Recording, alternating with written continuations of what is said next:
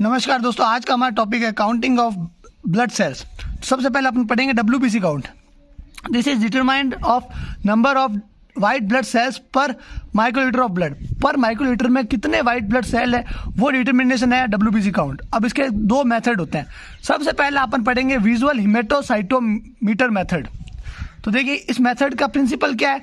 This is counting of WBC in a calibrated chamber by diluting of blood to 1:20 dilution with diluent which causes lysis of RBC and stain WBC।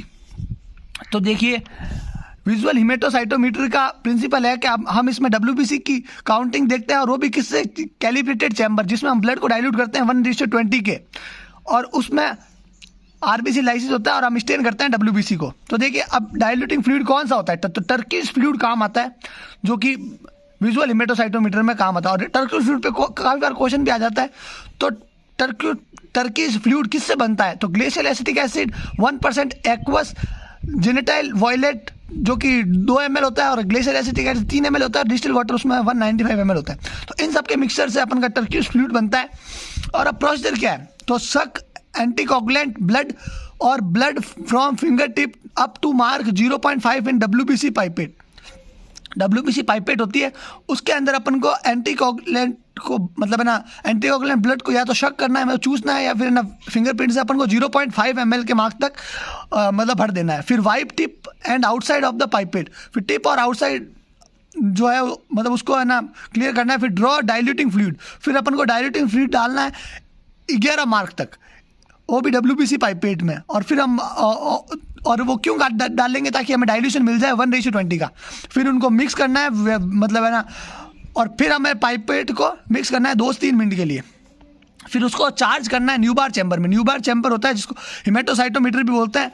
After discarding 1 से 2 drop discard किया, फिर अपन Neubauer chamber में उसको charge करेंगे, और वो भी किससे, WBC पाइपेट से। फिर allow the cell to settle down for 2 minute, और 2 मिनट तक अपन इंतजार करेंगे ताकि सेल सेटल डाउन हो जाए। इस प्रकार का होता है न्यूबार चैम्बर। और फिर count the WBC under low power. फिर उसको लो पावर में अपन को WBC देखनी है 10x पे इन 4 लार्ज स्क्वायर्स, 4 लार्ज स्क्वायर में। और फिर काउंट करना है सेल को जो कि लेफ्ट हो गई और lower line. Count the cell lying on left and lower lines while ignoring those to right and upper lines. देखिए ये है न्यूबार चैम्बर। तो लेफ्ट और लोअर लाइन वाली को अपन को मतलब है ना देखना है, और अपर और राइट वाली को अपन को इग्नोर करना है। तो इसमें अपन देख लेंगे लो पावर एक्स में। ये देखिए यहाँ पे ये WBC को अपन ने इस तरह से बना रखा है, RBC को अपन ने इस प्रकार के बता रखा है, और प्लेटलेट को अपन ने इस प्रकार में बना रखा है। तो ये रही अब इन चारों स्क्वायर में अपन देखेंगे, और लोअर और लेफ्ट वाली देखेंगे, अपर और राइट वाली को अपन इग्नोर कर देंगे। और WBC पाइपेट इस तरह की होती है। तो सबसे पहले अपन 0.5 ml तक ब्लड भरा, फिर डाइल्यूटिंग फ्लूइड बना, फिर उसको न्यूबार में मिक्स किया, रोटेट करके फिर हमने न्यूबार चैम्बर में डाल दिया, और 2 मिनट तक रोके, चार्ज कर दिया। तो अब इसकी कैलकुलेशन क्या होती है, तो देखिए अपन कैलकुलेशन करते हैं WBC की किस तरह से करते हैं। Volume of area in which WBC counted in 4 square, उसको अपन इस तरह से करते हैं 1 × 1 × 0.1 × 4।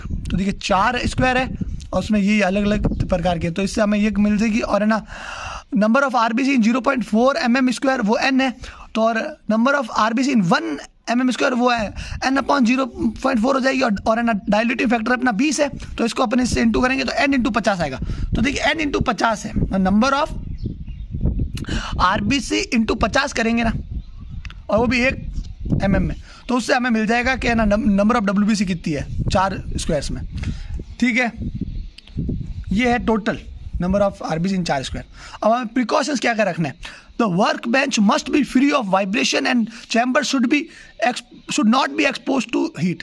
तो हीट से अपन का जो न्यूबार चैम्बर है वो एक्सपोज नहीं होना चाहिए, और वाइब्रेशंस नहीं आनी चाहिए वहाँ पे।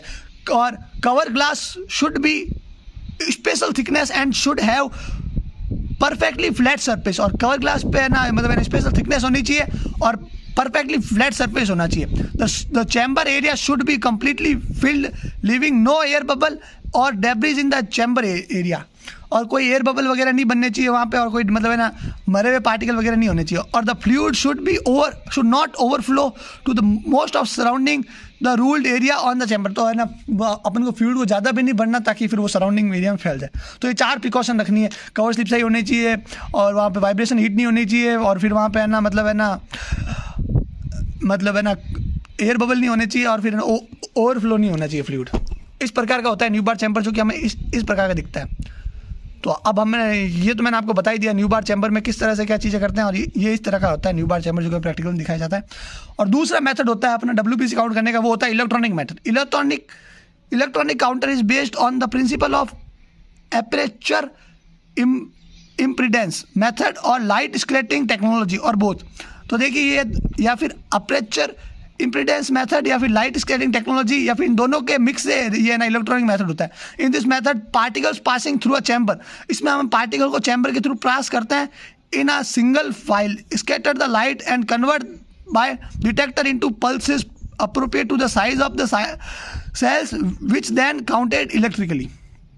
तो क्या है इसमें अपन है ना सिंगल फाइल मतलब है ना लाइट को स्कैटर करते हैं, और फिर उसको अपन डिटेक्ट कर देते हैं, और वो कन्वर्ट हो जाती है डिटेक्टर से पल्सेस में, और फिर उससे हमें साइज पता चल जाती है सेल्स की, और फिर है ना हम उनको है ना मतलब है ना इलेक्ट्रॉनिकली काउंट कर देते हैं। तो ये 2 मेथड होते हैं, ठीक है।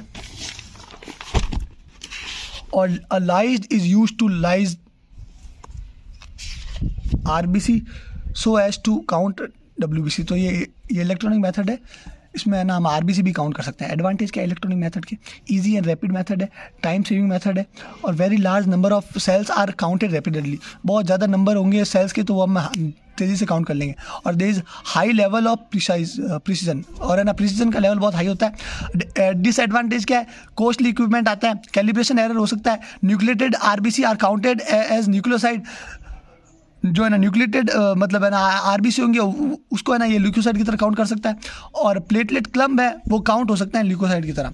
नॉर्मल रेंज क्या होती है WBC की अपने एक अडल्ट में, तो है ना 4000 से 11000 माइक्रोलीटर, और इन्फेंट में 10,000 से 26,000 माइक्रोलीटर, और 1 साल से अंदर के मतलब है ना बच्चे उसमें 6,000 से 18,000 माइक्रोलीटर। और अगर ल्यूकोसाइड बढ़ गए तो हम उसको बोलते हैं ल्यूकोसाइटोसिस, और कम हो गए तो ल्यूकोपीनिया। अब ल्यूकोसाइटोसिस किस में हो जाता है, माइक्रोबियल इन्फेक्शन में हो जाता है, जिसमें बैक्टीरियल, वायरल और पैरासाइट, ल्यूकीमिया में हो जाता है, प्रेगनेंसी में हो जाती है, और डायबिटिक कोमा में हो जाता है, और एडमिनिस्ट्रेशन ऑफ स्टेरॉइड की वजह से अपने ल्यूकोसाइटोसिस हो जाता है, मतलब ल्यूकोसाइट बढ़ सकते हैं, मतलब WBC बढ़ सकते हैं। और WBC कम किस में होता है, अप्लास्टिक अनीमिया में, कीमोथेरेपी और रेडियोथेरेपी में, मेगालोब्लास्टिक अनीमिया में, और थायराइड फीवर में। तो ये अपन ने पढ़ लिया WBC के बारे में।